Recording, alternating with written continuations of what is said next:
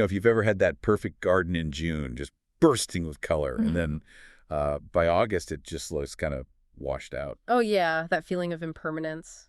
It's frustrating. Exactly. We're all looking for that visual punch, that vibrancy, but we want it to last, longer than just a few weeks. Well, that's a perfect lead-in for today's deep dive. We're digging into some notes from a gardening journal. It's called Vibrant Foliage, Designing Gardens with Amaranth and Coleus. Right. And the whole idea, the core argument, seems to be about shifting how we even think about garden design. It really is. Our mission here is to pull out the key insights on moving away from relying so heavily on, well, temporary flowers. Yeah, flowers that need constant deadheading or just fade away. The focus instead is on foliage, colorful leaves for a more consistent long-term look. It's quite a shift in philosophy. It is. It's about thinking of color more architecturally, texture and hue that stay stable through the season, and what that really means for choosing and placing plants. And the central question the author wrestles with is pretty direct, isn't it? Yeah. Why depend on blooms that are just inherently fleeting Mm-hmm. when you can get this amazing, lush, dependable look from vibrant foliage?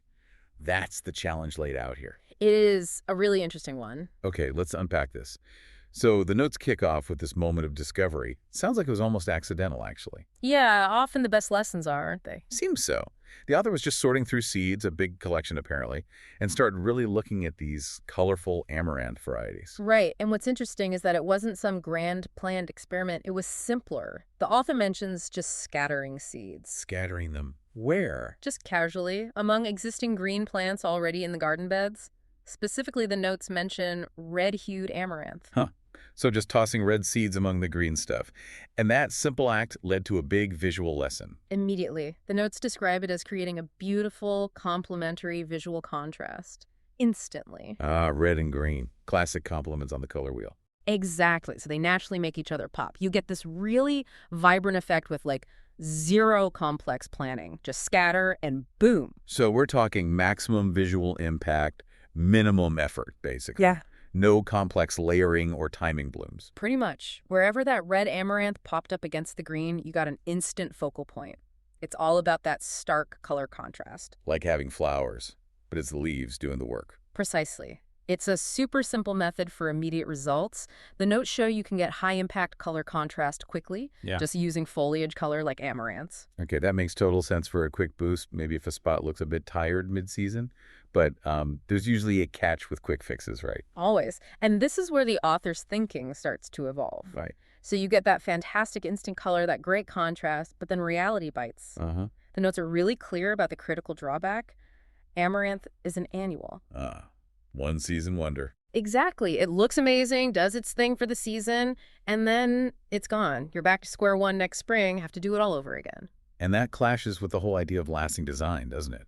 If the goal is reliability, consistency, and replanting every year is work. That's the core issue. The author seems really focused on, let's say, structural design, things that last, not just seasonal flashes that need constant renewal. So the annual nature of Amaranth, despite its visual punch, flagged it as not quite the right long-term solution. Right. It showed what was possible visually, that amazing red foliage contrast, but it didn't meet the greater longevity test, as the notes put it. Okay, here's where it gets really interesting. The need for something more durable. The author needed a way to get that foliage impact without the annual replanting cycle. Labor-saving, really. And that search for color that lasts, that keeps performing year after year, that's what leads the author to Coleus. That's the pivot. Coleus is presented as the compelling perennial alternative.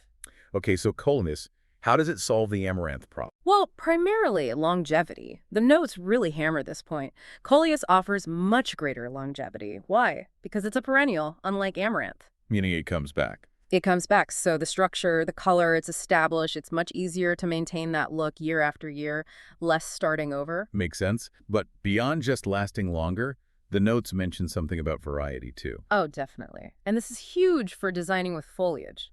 The journal mentions Coleus has numerous cultivars. Cultivars, so different types, lots of options. Exactly. It's not just red or green. We're talking a massive palette. Think of it like having, I don't know, dozens of paint tubes instead of just two. So what kind of variety are we talking? Subtle differences or really different looks? Really different. You get Coleus with deep, almost black centers and bright green edges. Some have wild stripes, others velvety reds, pink splashes, cool marbling effects. Wow. So, for the author, this means they can really design with foliage, color, and texture, almost like painting.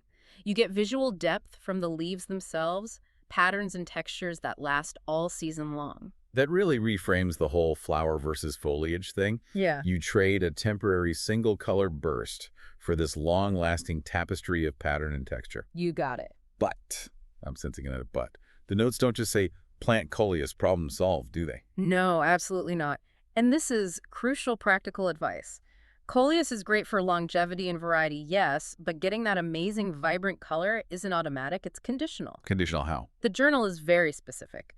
Coleus needs a partial shade microclimate to really thrive and show its best color. Partial shade. Okay, so what happens if I stick my fancy pattern Coleus out in the blazing afternoon sun? You kind of defeat the whole purpose. The notes explain that intense direct sun tends to wash out or dull those rich colors, bleaches them almost. To get those deep purples, vivid reds, the really clear patterns, the plant needs protection. Filtered light. That's the key to intensifying the pigments. So it's not just pick the right plant, it's pick the right plant and the right spot. Meticulous spot finding. Exactly. It's environmental management. Finding that sweet spot, maybe under taller plants, near a north-facing wall, where it gets consistent light, but not harsh, direct sun. And the author found this easy. Apparently not entirely. The notes mention they are still working on achieving consistently this ideal condition. It underlines that finding or creating that perfect microclimate is critical. Right. The plant choice matters, but the environment is maybe even more important for getting that color promise. That's the takeaway. The right plant in the wrong place is just as disappointing as a flower that fades too fast. Okay, so let's sort of summarize the strategy here. For that quick, high-contrast red-green hit, Amaranth works. It's an annual, instant gratification. Right. Short-term fix. But for long-term, lush, vibrant color that returns, it's Coleus, the perennial. But you absolutely have to find or create that partial shade sweet spot for it to deliver that full color potential. Precisely. It's a two-step process, plant choice and environment matching. So if we connect this to the bigger picture, this deep dive really shows that successful, long-lasting garden design needs that careful thought. It's not just swapping Amaranth for Coleus. You know, it's more nuanced. Yeah, it's understanding the trade-offs, annual flash versus perennial structure, and then, crucially, paying attention to those specific environmental needs, like the partial shade for Coleus. Consistent color depends entirely on getting that environment right. So what does this all mean for you listening? Well, the main point is pretty clear. You can have reliable, high-impact color without relying only on fleeting flowers. By focusing strategically on vibrant perennial foliage like these amazing Coleus varieties, you get a look that's consistently lush. It simplifies maintenance long-term, extends that design satisfaction, provided you do the homework. You have to meet its needs, find that essential partial shade spot. Right. And given that the source author, who sounds pretty experienced, notes that finding that perfect microclimate is still a challenge, maybe that leaves us with a final thought to chew on. Okay.